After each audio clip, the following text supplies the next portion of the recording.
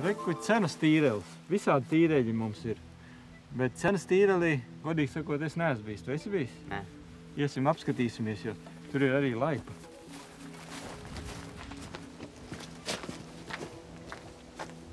Nu, reku, kur mums jāaiziet. Daudz ko te var redzēt. Redziet. Rekas te pa frēzlaukiem kūdri nofrēzēti. Šite mēs redzam, kā notiek tā kūdras izstrāde. Reku sastumti čupā. Un pēc tam ar traktoriem ved ārā. Un pēc tam paliek tāds liels klaišs lauks, kur nekas īsti negrib augt, ja tur ir sauss un nosusināts. Nu, redzēs, kāds te būs pēc daudziem gadiem, bet tagad iesim skatīsim dabīgu purvu.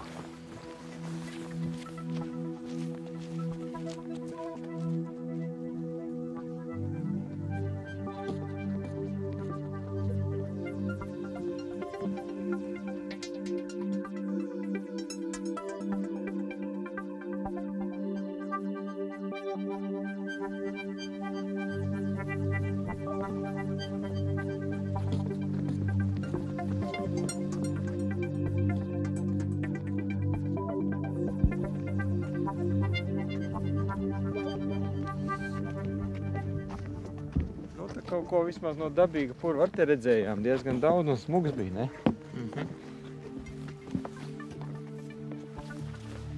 Nu, ko, Ants, tagad to arī cenas tīrelis redzējis.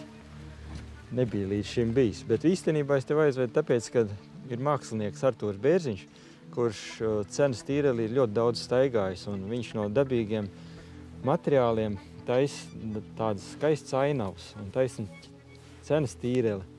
Un brauksim pie viņa apskatīties, kā tas izskatās viņa izpildījumā.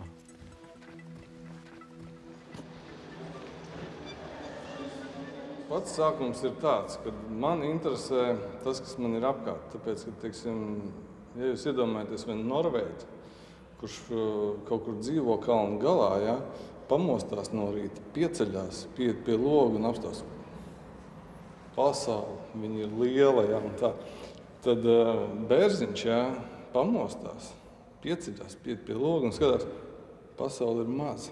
Reku, teji, meši, zaļš, tur tāds lauciņš, viss, vairāk nekā nav. Pasaule ir tepat beidzas. Tā ir tas, kas man interesē, kad mēs redzam savādāk. Mums ir mūsu daba, apkārtne, jā, ved uz kaut kurieni savādāk, jā. Tā es izdomāju, kad man jāiet, tur es dzīvoju, te Olainē ap šito vietu. Jāiet skatīties, kas notiek. Skatos, visi daba ir izmainīta, jā, jums redz, te arī viss tās notek grāvi, ja nekā dabīgi es tur vairs neredzu, domāju, jāiet skatīties, varbūt kaut kur ir neskārta vēl. Cenas tīrelis, man tas viss ir, šitas te lielais. Man interesē viss. Jā. Un vēl viņš, lai cilvēki, teiksim, jūs arī zinat, kur tas ir, tad tā kā lido lidmašīnu un ielido lidostā, ja, tad lido viņam pāri. Un tur viņš apakšā viss ir. Tā ir viena no pirmajām lietām, ko jebkurš ārzemnieks vispār pa mums redz. Viņi dzīvo purvā. Apkārt cenas tīrelim ir izrakti baseini, bebri sastrādājuši grāvjos, nu tur viss tāds mitrs sakrits. Tad iet visi tie, kur izstrādā derīgo izrakti, gan kūdru. Tas ir sakņu kalns. Jā, un arī tūplānā tā atmosfērīgā bilde, tādas lietas man interesē, tad es parādu, ka tādas tur ir. Bet es sapratu, taisi no fotogrāfijas arī pēc tam. Man sakrājās, tas ir kā arhīvs fotogrāfija, un tad es no tām fotogrāfijām lieku. Restaurē uz dēlīti. Vairāk vai mazāk tomēr melnbaltās krāsās. Man ir pierasts, ka tīrelis ir kaut kas ļoti krāsains, tas ir rudenī tagad. Jā, bet es zinu tādu Wittgensteinu, filosofs, jā. Viņš teica, starp citu, lietām nav krāsas. Matērijā jau nav krāsas. Gaisma, daļa gaismas, teiksim, tur tiek absorbēta un daži atspīd, un tad arī rodās tā mūsu krāsa.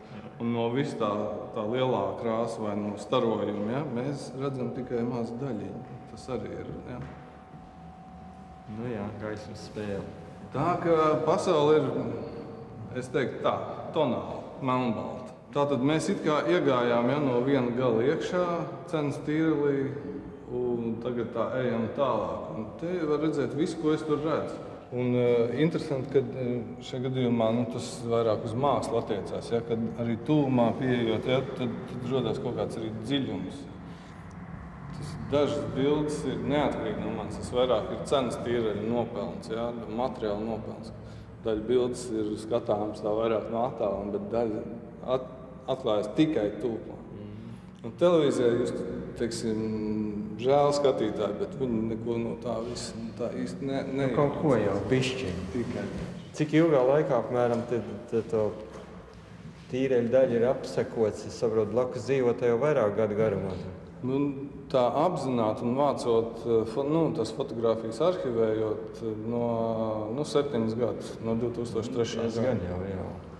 Es tā reiķināju, ka ir nostaigāti kādi 250 kilometri un 2300, es skatījos, man ir bildes, bet tās ir, tas jau ir pēc zināmas pirmās atlases, kur kaut kas tiek izmests ārā, jo parasti jau tu uzreiz spied vienu, otru, ja, tur trešo, tad tur tā var teikt, ka es saknes un arī cenas tīreļu fans teiks, ja? Nē, man interesē, es šo to tomēr palasījis, man ir tāda bieza grāmata, kur ir. Un tur bija, kad par cenas tīreli tieši bija viens raksts par dzīvnieku pasauli. Un tur bija, ka tas vilku bars ir cenas tīreli. Viņš tur pa ziemu laikam dzīvo. Purvā to dzīvnieku pārāk daudz jau nemaz tā nav. Bebru redzēja vairākus. Bet iekšā pašā augstajā purvā, vairāk gar malu droši. Gar malu, jā. Tur, kur notek tie ūdeņi, tur viņam arī ko darīt, kur dambēt. Aļņus redzēja 2. Tur, kur ir tā bilde, tur viņš gāja. Es atceros, es gāju mājās un tur tāds gāja. Nu, tā īstenībā ir tāda riktīga aļņa vieta, kur kaut kas no kokiem, krūmiem un kaut kāds tas tā kā pārējais purvs no zāles. Bet saka, pa šito bildi mums reiz iekrīt, viņai bišķiņi ir slīpums uz šo pusi.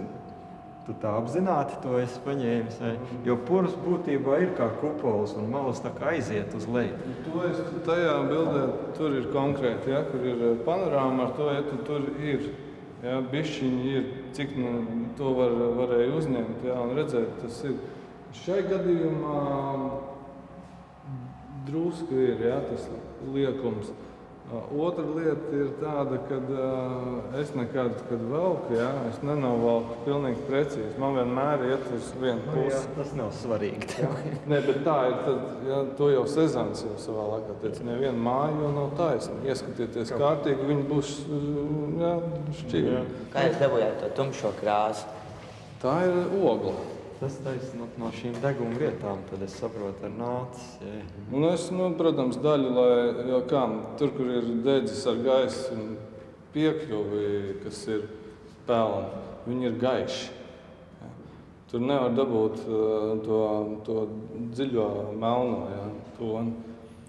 Un kas ir vēl interesanti, kad, teiksim, daudz raksta, kad oglai piemīt, ja tur tā gradācija no tāda smalka pelēkā, ja tāda blāvā, ja, līdz pat dziļam piesātnātam melnam.